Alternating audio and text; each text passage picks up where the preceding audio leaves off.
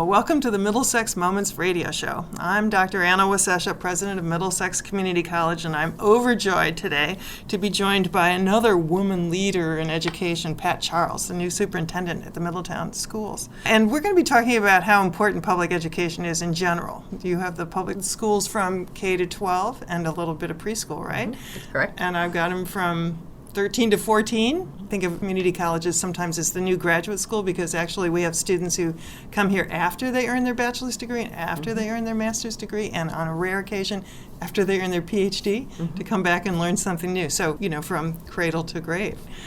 So now you've been superintendent for a very brief period of time. Right. I started in August, and so I'm still getting to know everyone in the community again, and I had been in Middletown before this, about 10 years ago though, so a lot of the people have changed. But what about the number of students? Do you have more students than when you were here 10 years ago?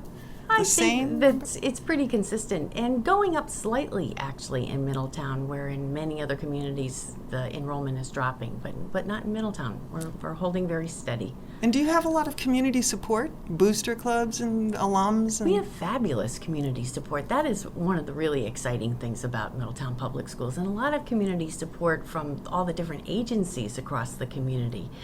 United Way is very involved, the Chamber of Commerce. I mean, there's just so many different organizations that have stepped forward. Wesleyan is very involved with us. Of course, Middlesex Community College. So we're very fortunate to have so many people around us to help us get the job done. And it makes a huge difference, I think, in the lives of a student if their parents are interested in the school that they attend. We do, and I think that particularly at the elementary schools, they're really, really strong, and the booster clubs are very strong at the high school, and sometimes it's a little difficult to get that support at the middle school level, but I want to tell you, I go to the PTO meetings, and there are a number of people there. It's really great to see. That's good. Why do you think middle school is different?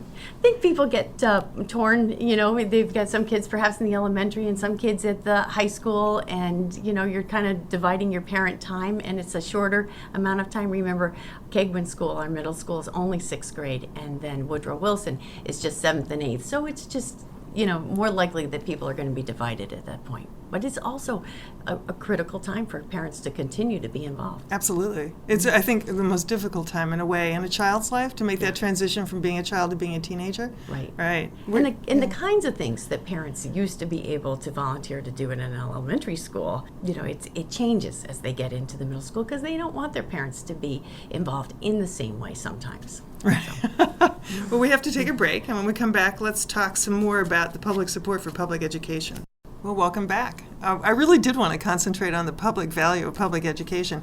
So let's start with the most, I think, challenging side of that, which is public support financially for education. Right now, the sequester is in effect, and it's going to have an impact on the public schools. It'll have an impact on colleges as well. Yeah, we do anticipate that it could have an impact on us, and we're hoping that that doesn't happen, but I calculated maybe $130,000 in cuts. So we're really hoping that doesn't happen. What kinds of things do the federal dollars support at the public schools? Well, they support the IDEA, our special education programs.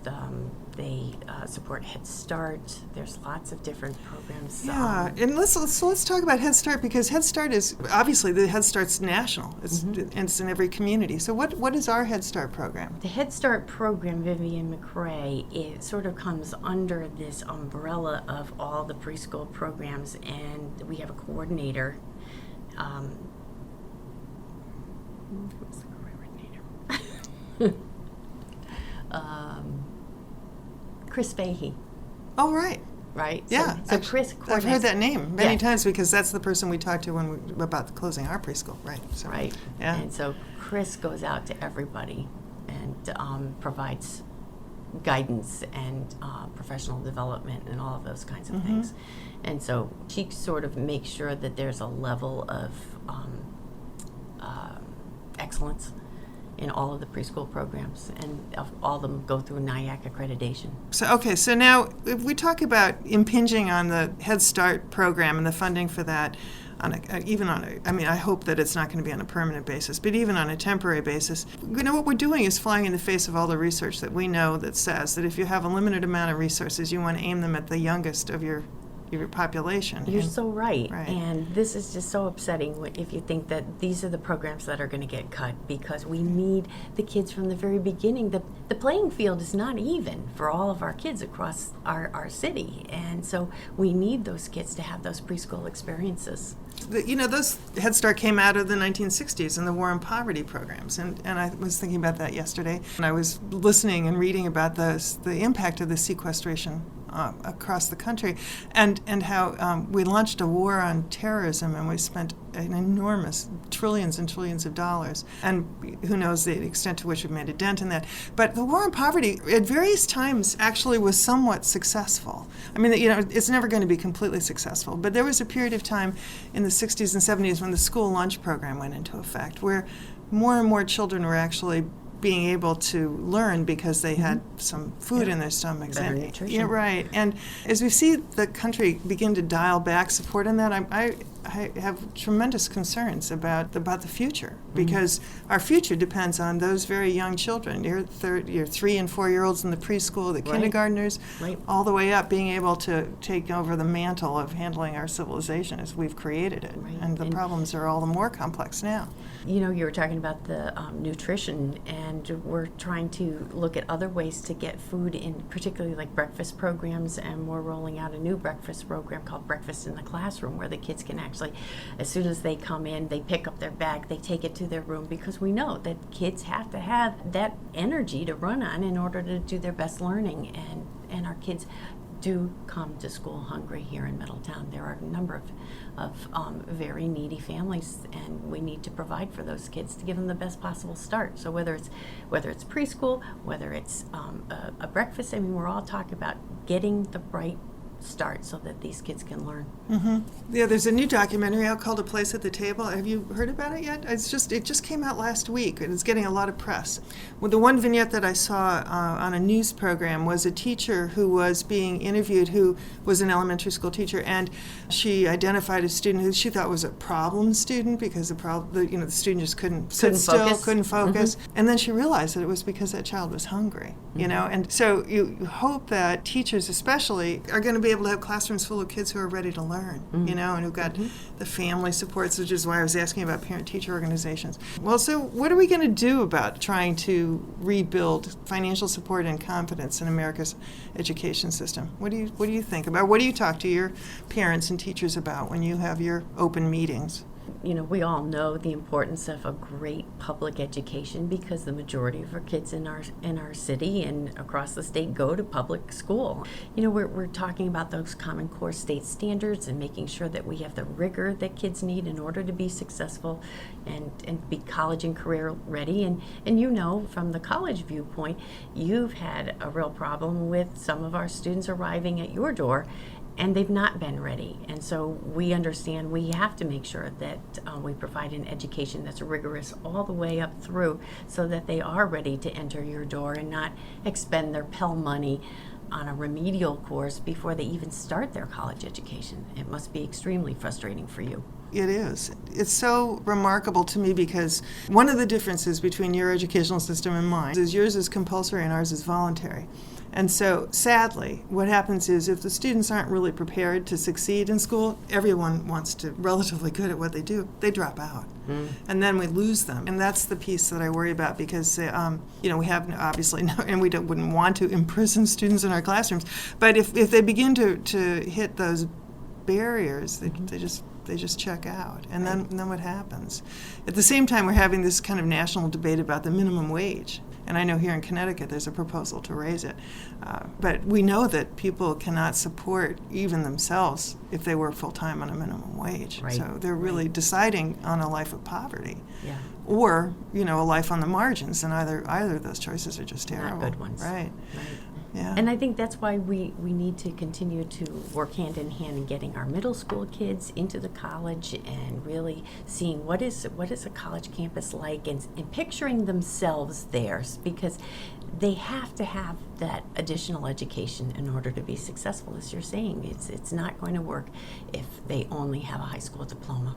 Do you find that your students are gravitating towards science, technology, engineering, and math, or are you helping to kind of guide them in that direction? We're definitely trying to encourage that. Right. Certainly a direction that our kids need to go in, and something that we struggle with, and particularly the math and the science. I was watching Sunday morning, CBS Sunday Morning, and there was this fantastic story about a new math museum that's open in New York City. Now, if we could only get $1 million, we could take all of your students down there to see this, because it's apparently the only one in the country. And the guy who runs it said, what we have to realize is that in the 1950s, at the kind of Sputnik era, when we started really pushing people into mathematics and science, we were thinking we needed rocket scientists. And so our math curricula really are designed for people who want to go into pure math, really, all the way up to that kind of rocket science engineering. But in fact, math is everywhere. Right. 100%. And so they've got all these wonderful gizmos and stuff that show you a lot of what math actually does. But it was Mo Rocca who was the interviewer, and he said, well, let me just start. I got up at 6:20 in the morning, and the director said, well, you realize that telling time and dividing the day into cycles is one of the earliest expressions of mathematics. And then I put on my glasses so I could get up and go downstairs. And he said, and optics is almost it's entirely based on mathematics. And and he just sort of went through music. Music is mathematics. Absolutely, yeah. So why are we so averse to mathematics? Well, I think actually we've made some headway, because historically, there were so many young women that were not involved in mathematics, and I really see that has improved a lot, where we have many young women in our classes now that are very successful. So I'm pleased that we've made some headway in that regard. Yeah, we'll just keep pushing, right? Right. That's what I intend to do. Well, let me ask you the same thing about arts and creativity and music. Do you have students who are really going there because that's something that is their passion, or are you trying to encourage them to take the arts as part of their high school programs, their actually K-12 programs? Well, we have just a phenomenal arts program. Oh, good. It is just amazing. I listen. Our kids are going to the Hartford Symphony this year, and they're going to play along with the orchestra. It's a fabulous, fabulous program, and our students are just incredible. And I look at the art. We had some students that decorated the Washington Christmas tree with ornaments, and our students were selected. So we have some really talented students. And is it passion or is it encouraged? Yes, to both of those. Yeah. We have some really talented kids, but we also have a great director, Mark Gaylord, for our fine arts, and he is very passionate about it and reminds us about the importance of continuing to support the arts. Yeah, that's I guess partially why I was asking the question, because as important as science and mathematics is, and I've never debated, I think that jury is in, the arts are really important too. And, Definitely. Definitely. That's what makes us whole human beings. Well, I'm afraid we have to take another break, and we'll be back, and we'll talk again about the public support for public education. Well, welcome back to the Middlesex Moments radio show. I'm Anna Wasesha, the president of Community College here in Middletown, and I am speaking today with Pat Charles, who's the superintendent of our entire K-12 system here in Middletown. How many students are under your charge? A little less than 5,000. Yeah, so you have more students than I do. All right. So that's a lot of responsibility. Right. We want to really just sort of focus on public support for public education. So I'm going to toss another topic out into the ring here, and that is, the high cost of education, or people would say it's high, I'd say it's probably a fair deal. You get what you pay for, is partially the advances in technology. So we aren't anymore working with just slate and chalk and some hard seat desks. So how do you see technology at Middletown Public Schools, and how's it changed, and where's it going to go? Oh, that's a great question. We have some fabulous technology, particularly in the high school, and that's our newest facility. And so part of that building project, of course, included the technology. So we've got a fabulous, it's called the Bluetooth studio, and the kids are able to do a lot of programming and make videos, and it's just a wonderful, wonderful facility.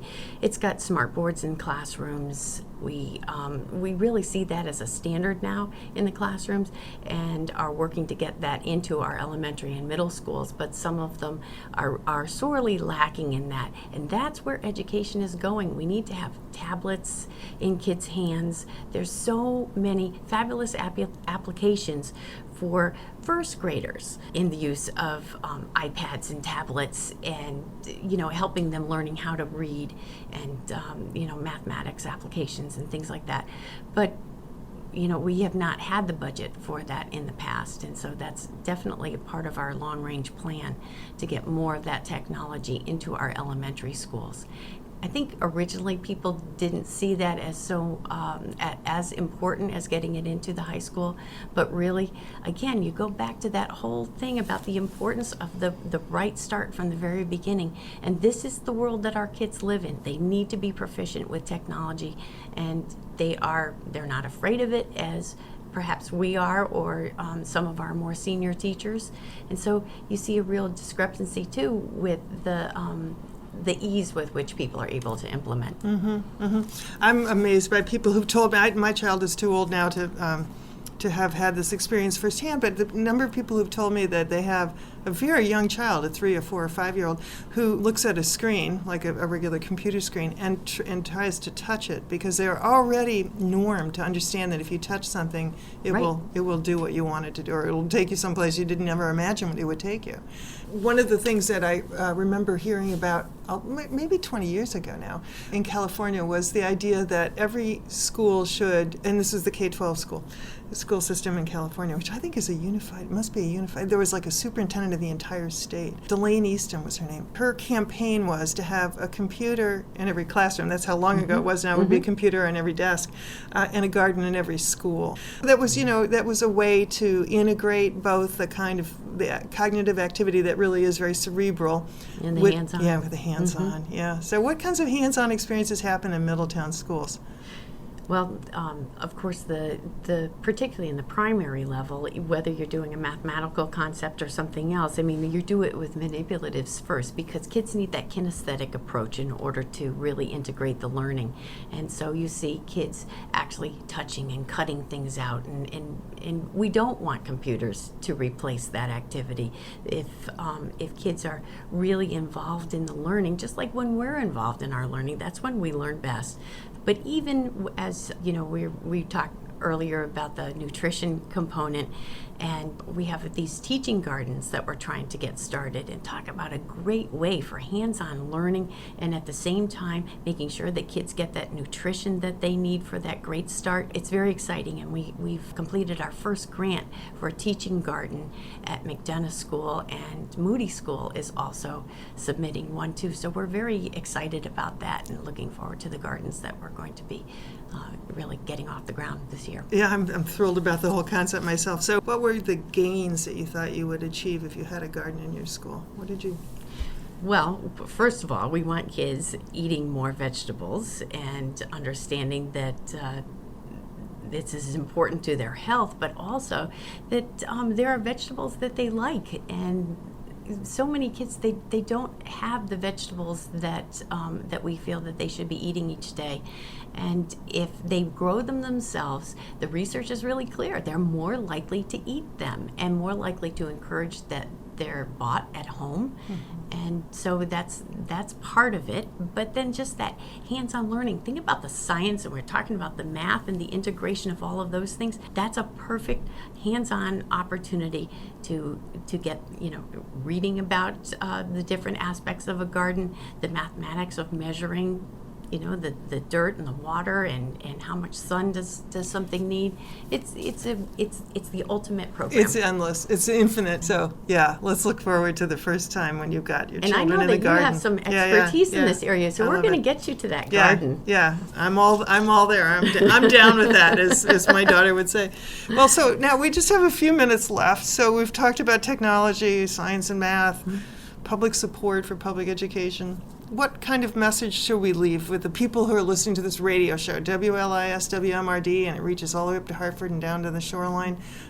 No doubt everyone who is listening has had an experience of being a student in a school. You're an educator, I'm an educator. Of course, I love this. Why do you love education?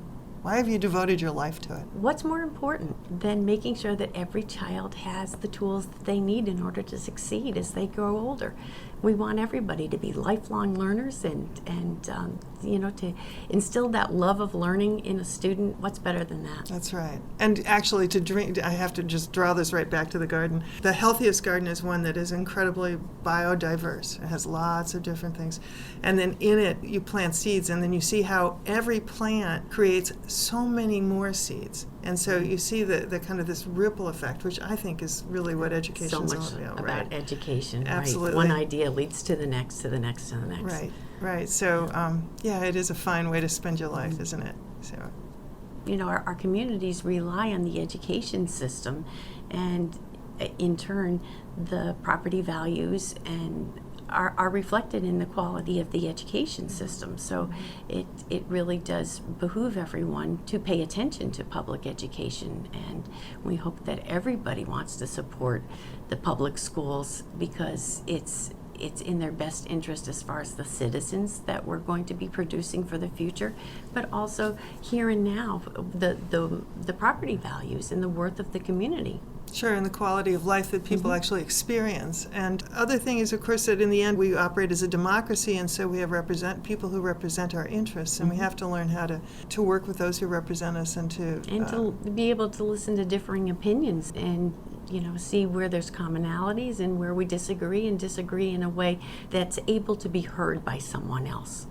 When you are in your high school, do you have the equivalent of a student senate or a school? Do you have a school newspaper? We do. A fabulous school newspaper. Award-winning. Award-winning. All right. Blueprints. So what was the headline in the last blueprint? I don't remember. I know they did do an article about me coming. They did one about our assistant superintendent, Enza Macri, who's new this year. But another edition just came out, and I haven't had a chance to read it. Well, how often do they come out? A couple times a semester? I think it's more often than that. I think it might be once a month, but I'm not 100% sure. Yeah, that's great. Well, I think we're just, sometimes 3 a year here at the college. But I was really excited to read the paper that the students here put out because it's really a fine paper. Mm-hmm. And one of the cool things about our newspaper is that the students write everything. So I've been at colleges where there are college news services, and you can, extract those articles and just sort of plug them in and fill up the space. Oh, but really? Our students produce... Yeah. Our students produce all of our newspaper too, and the photographs, and right. it really gives you a wonderful snapshot of life at our high school. Mm-hmm. It's a great production. Yeah, right. Well, my daughter was an editor of her high school newspaper, also award-winning. Of course, we have to mention that. I think, I will say to any young person who's out there listening to this radio show, or a parent of a young person, or lover and friend of a young person, that experience of being able to write for a newspaper is something that is still appearing on her resume and is still helping her to get a job. I mean, she learned how to write under deadline, how to write fairly, and to have her sources correct and her spelling correct. Right. And so it's really a lifelong transferable skill, very, very valuable skill. Yeah. So now we are coming to the close of our program, and I really appreciate your coming over to see me today, Pat. I look forward to lots of opportunities for the college and the K-12 system to collaborate on projects that, from the very earliest stages, the youngest of the children who attend these schools, your schools, all the way through to the seniors who are thinking about a college education. And it's so applicable even to people listening from the shoreline or other areas, because you draw from so many places, and I know offer wonderful programs for the public schools, not just in Middletown, where you're located, but across the whole area. So we do appreciate that collaboration, and I know my colleagues in other school districts do as well. Thank you so much. Yes, I should have mentioned that you're a member of our Regional Advisory Council, and you used to be in Westbrook. So you do have a very recent experience at the shoreline. Absolutely. Right. And now you're back here in the middle of the state. This tiny little state that's 60 miles by 90 miles. It's incredibly small. I'm still getting used to the scale of it. I'm sure you are. Well, once again, I really do thank you for taking time out of, I know, what is a very, very busy schedule. and coming over here to have this time with me on the radio. And, It's been a pleasure. No, you're I've welcome. enjoyed it. I'm glad you did. So now I want to close with just a few notes of encouragement to all of you who are listening to this show, that your public schools are incredibly important to you. And if you've got different ways in which you can imagine yourself being an advocate or a supporter for them, step up and volunteer your time. Write to your congresspeople, your state officials. It's the core of American society, is American public education. And we need to keep it strong, so that we're all strong in the end. So thank you so much for joining us today. I'm Anna Wasesha, president of Middlesex Community College, wishing you a good day.